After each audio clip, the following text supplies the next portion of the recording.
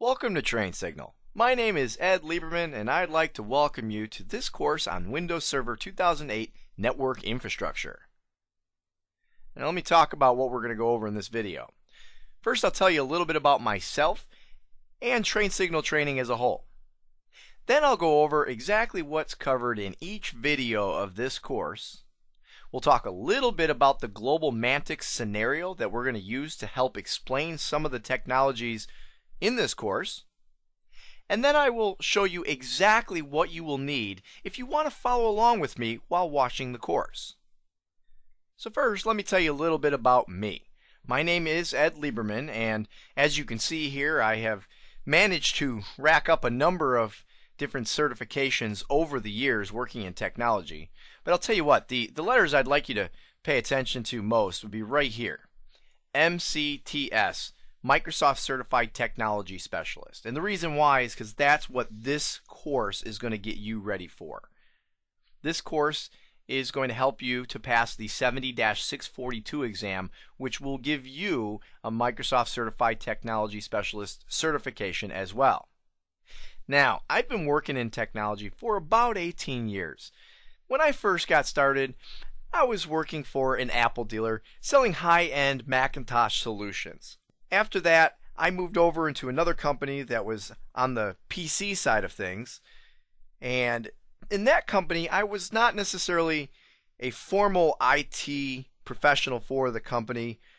I just happened to be the guy that knew a lot about computers. And so about 10 years ago, I made a decision to get a little more serious about my IT career and went ahead and decided to start putting these letters behind my name, start getting certified. And while I was in the process of doing so, I realized that I really enjoy helping others to learn, and I was made an offer to begin teaching these certification classes. So for the last 10 years or so, I have been primarily instructing IT professionals.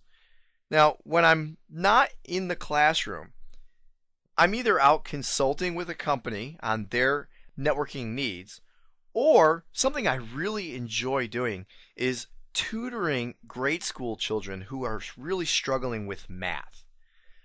Math is something that always has come very easy for me and happens to be something that a lot of kids really struggle with. And I find that a big part of that struggle is they just need to have somebody there who is willing to give them the individualized support to help them realize how they can comprehend mathematic concepts. So that's something that I do when I'm not teaching or working in the IT field. Now, as far as Train Signal training as a whole, a couple things I want you to know about our courses. One, we use a very casual training method.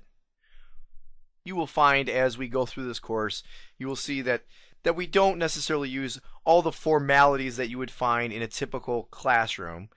I'm just going to tell you about it, show you how it works. Because really that's what it all comes down to. We want you to know how to do things, not just pass a test theoretically saying you know how to do it. And we also try wherever we can to use scenario-based training, which, as I mentioned in the beginning, we're going to talk in just a moment about the Global Mantix company that we're going to use as the scenario for this course. Very often this can help you to relate with exactly why we might be doing a certain something when it comes to computer networking. So, what do we go over in this course? Well, after this video you'll see video 2. I will talk to you about configuring DHCP, setting up a DHCP server so that you can deploy IP configurations to all of your clients. Video 3 will then go in and learn how to manage our DHCP servers and keep them up and running. In video 4, we'll talk about setting up routing, where we see how to now take our network from one subnet and expand it into multiple subnets or multiple networks. In video 5, I'll talk to you about configuring DNS. DNS is a main component of name resolution so that users can use common names and computers can still communicate, but also for Active Directory communication within Windows Server 2008. Then in video 6, I'll talk to you about how to manage your DNS servers and keep them up and running. Then in video 7, we'll go over the whole concept of name resolution as a whole. In video 8, I'll talk to you about how to secure data, keep it secure on your servers. And we'll follow that up with video 9. Once you have it secured, I will talk to you about how to share that data. And then in video 10, I'll talk to you about how to configure print services on a Windows Server 2008 computer. In video 11, I'll talk to you about something called Windows Server Update Services, or sometimes more commonly known as WSUS. And this is something that is used to help deploy Windows Update out to all of your clients. Video 12, we'll talk about backup and recovery. In video 13, we'll talk about monitoring Windows Server 2008. Video 14, configuring remote access so that we can allow users who are away from the office to be able to participate within our network. Then we'll talk about wireless networks, which in some instances is considered a form of remote access because you're not hardwired in, you're coming in wirelessly, so it's almost like you're remote to the network. Video 16, we'll talk about Windows Firewall, which is used to help secure your server. And then speaking of securing your server, in video 17, we'll talk about securing network traffic, so securing the data as it travels from one computer to another using something called IPsec or IP security. And then in video 18, we'll talk about network access protection, or something that's more commonly just known as NAP. And I'll tell you what, after watching 18 videos, you may want to take a nap. And then finally in video 19, I will talk to you about certification. I'll talk to you about the 642 exam. I'll talk to you about how to prepare and how to sign up for the exam. Now let's take a look at the GlobalMantic scenario. Now, GlobalMantic is a worldwide securities brokerage house which is headquartered in New York. But they also have 3 satellite locations. One in Chicago to keep tabs on the Chicago exchanges, one in Tokyo to keep up with the Asian markets, and then one in Dallas because the boss is from Texas and really doesn't like New York. Now, just to go through some of the more detailed specifics, there are 640 employees scattered throughout all locations. 500 are in New York, 50 in Tokyo, 80 in Chicago, and 10 in Dallas. Now, there are also 12 users who travel worldwide using their laptops and do need to be able to connect remotely. And then also, 5 of the 80 users in Chicago have been set up as what's called telecommuters, which is where they work from home connecting into the Chicago office. Now I have a diagram here to hopefully help clear some of this up, make it a little easier to look at.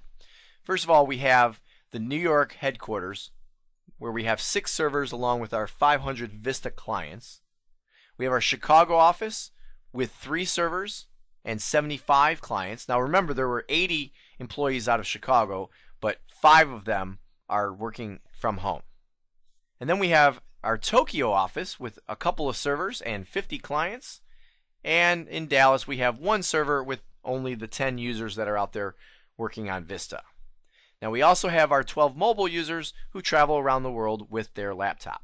So this is the overall big picture scenario for the GlobalMantic Corporation. Now in this course, I will tell you that we are going to be basing just about everything surrounding the New York office. This course is going to introduce you into network infrastructure technologies, which in order to learn network infrastructure, you have to start off with a single office before you can branch out into bigger and better things. Now, what are you going to need to follow along with this course? Well, you will see on my desktop as I go through this course, these 14 different computers that have been set up. But the reality is that in this course, as I said a moment ago, we're going to be primarily working just in New York. So these 7 computers are really the only ones that I think that I'll actually touch while we go through the course. You'll see here that I'm going to have a couple of domain controllers here in New York DC1 and New York DC2. You always want to have those 2 domain controllers for fault tolerance. We'll have one domain controller running in Chicago, and that's going to be covering the North America domain of our network. And then we're going to have one domain controller running in Tokyo for the Asia domain in our network. We'll have a member server also running in New York, which you will see we're going to actually do most of our work on. This member server is going to be heavily tasked. We're going to use it for almost every networking technology we're going to use throughout this entire course.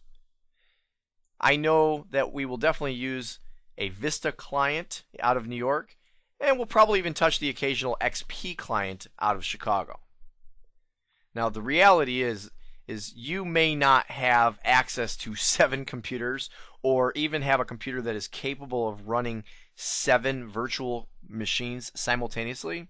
And here's what I'll tell you. First of all, you really only need to have these 3 domain controllers running at all times. And then from there, you would only need the individual computer or computers that we're talking about in a specific video. So we won't necessarily have all 7 of these ever running at the same time. Now the other thing that I will tell you is, again, if you still don't have either a machine powerful enough to run even 3 or 4 virtual machines, or maybe don't have access to 3 or 4 computers, then what you will need to follow along, quite frankly, would be one computer running as a domain controller, hosting an Active Directory domain.